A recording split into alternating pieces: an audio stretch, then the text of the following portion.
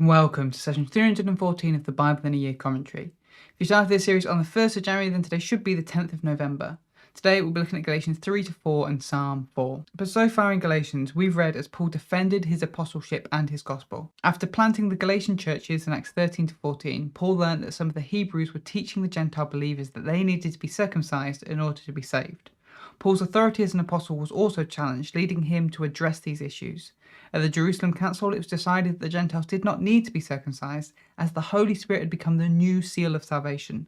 Despite this, some continued to argue for adherence to the Torah, prompting Paul to write Galatians to reaffirm his gospel message. In the letter, Paul defended his apostleship and the gospel that he preached. He asserted that salvation comes through faith in Jesus, not following the Torah. He explained that even as Jews, they recognized the law couldn't justify them, only faith in Christ could. Paul then rebuked the Galatians for turning away from this gospel. They needed to know that the believers are not saved by following rules or cultural practices, but by faith in Jesus. This faith unites all believers, Jew and Gentile, in Jesus. The behaviour and the way that they lived did not determine their salvation. It was, however, the expression of that salvation that they now had in Jesus. But let's jump into today's reading, Galatians 3 to 4. Paul now more directly challenges the Galatians from turning from their faith. They acknowledged through Paul's preaching that Jesus was publicly crucified. They've also experienced the power of the Spirit in their lives because they believed in Jesus. So why then, having known what Jesus did for them, and having experienced the freedom that came with the Spirit, would they turn back to trying to earn their salvation through behaviour? To require circumcision to be saved makes Jesus' death and the power of the Spirit worthless. If they were to look back to the gospel they received, or the power they experienced, did they first enjoy that due to living in a particular way, or through faith in Jesus? The unspoken answer is through faith in Jesus. Paul then points to Abraham as a model example of this. Abraham was declared righteous because he believed. In the same way, those who believe become spiritual descendants of Abraham and are also considered righteous. Not only that, but God specifically told Abraham that all peoples, Gentiles included, would be blessed through him. It was always the plan that the Gentiles would be included. And Abraham's faith came long before the law. When the law of the Torah came, it caused people to be cursed. Paul quotes Deuteronomy 27 verse 26 to show that all who don't keep the law are cursed. And it's clear that no one has been able to keep it. Meanwhile, the prophet Habakkuk declared that the righteous live by faith. That's Habakkuk 2 verse 4. So as the law never made anyone righteous, it required Jesus to do it. While the Galatians are cursed under the law, Jesus became cursed so that Abraham and all who believe might be made righteous and receive the promise that God made Abraham through his faith. If Jesus has made Abraham's faith possible, and if the Galatians received the promise made to Abraham through faith, then how can the law overwrite that? The law came 400 years after Abraham and can't change the promise that God had already made. So what purpose did the law have? The law was not introduced to replace the promise made to Abraham or to challenge it. It was made to fill the gap until the promise could be fulfilled in Jesus. It was to serve as guidelines for the people of God on how to live in a way that didn't indulge sin until Jesus could bring true freedom from sin. Paul claims that the law came through angel mediators. This might seem strange to us, as this doesn't appear in the Old Testament. It was, however, a tradition that appeared in the Second Temple era. This is the era of Jewish history in between the return from exile and the destruction of the temple in 70 CE. During this time, Jews continued to wrestle with the ideas found in their scriptures, and in this time it became understood that God did not give Moses the law directly, but had angels pass it on to Moses. We can see an example of this in a Second Temple piece of writing called Jubilees in chapter 1 verses 27 to 29.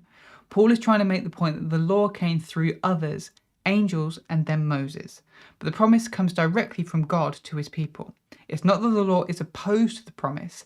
In fact, the law trapped all in their sin so that in fulfilling the law, Jesus could offer the promise in faith. The law served as a teacher that taught us the nature of sin.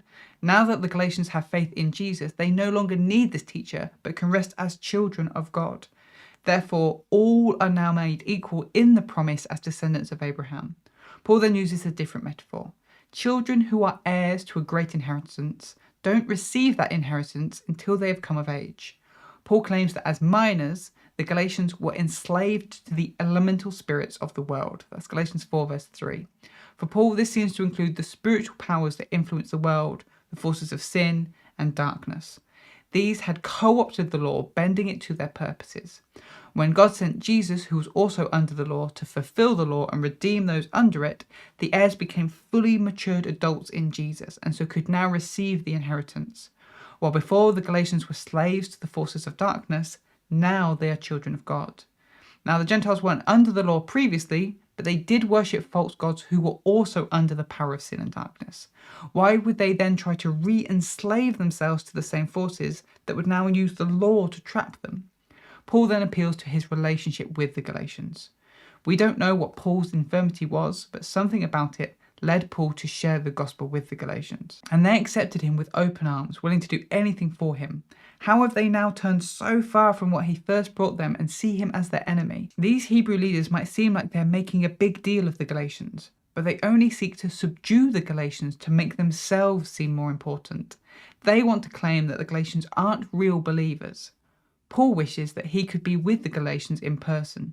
He is hurting that they are going through all of this again and wishes he could speak to them more gently face to face. Paul then turns to a different metaphor. Abraham had 2 sons. He had Ishmael by a slave woman Hagar, and then Isaac by a miracle with his wife Sarah, because of the promise that God had made him. In this we have 2 descendants of Abraham, one a child of slavery and one a child of the promise. The Galatians have to decide, do they want to be children of slavery or children of the promise? Ishmael was driven away because he was not to share in any of the inheritance God had promised Abraham. If the Galatians choose to be enslaved by the law, then they don't get to experience the inheritance of God. Because of this, they should choose to be the children of the promise, putting their salvation and faith in Jesus. That's Galatians 3-4. Now let's look at Psalm 4. This psalm is attributed to King David and can be labelled a lament psalm. Biblical lament is whenever a person takes their pains, hurts and frustrations before God. It tends to include 4 steps: turning to God, bringing their complaint to God, making a request of God, and then declaring their trust in God. Here's a summary of the structure, but I would recommend checking out the written version of this commentary in the description to see the structure properly for yourself. We start with verse 1, asking God to hear and answer. Verse 2, the complaint. Verse 3, declaring trust in God. Verses 4-5, wisdom offered to those struggling. And then verses 6-8, declaring trust in God.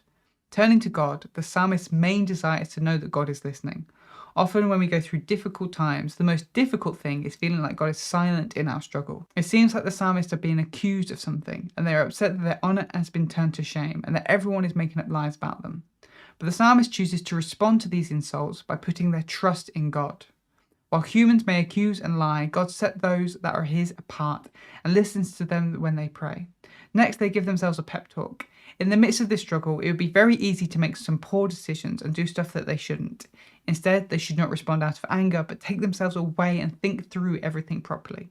They should make sure they are right before God and put their trust in him. The psalmist is now beginning to pull himself out of his sense of despair. He could continue like many others, wondering if anything good will happen and begging God to be kind to them. But the psalmist knows that God's will is already for him and has given him the joy he needs to survive. And so to end, the psalmist makes the greatest declaration of trust in God. He will sleep peacefully that night, knowing that God is the one who keeps him safe. Just as Psalm 3 is a prayer that would commonly be read out in the morning, Psalm 4 was read out in the evening before going to bed each night. These 2 psalms serve as a reminder of the importance of starting and ending each day with God. It's the greatest way to get through those difficult times. Thanks for joining us today. Take a moment to reflect on what you've read and share your thoughts or questions below. If you're watching in the future, then you can click here for the next session, or you can find the full playlist just down here. To receive these daily commentaries in your email inbox, subscribe via the link in the description below. Have a great day, and I'll see you tomorrow.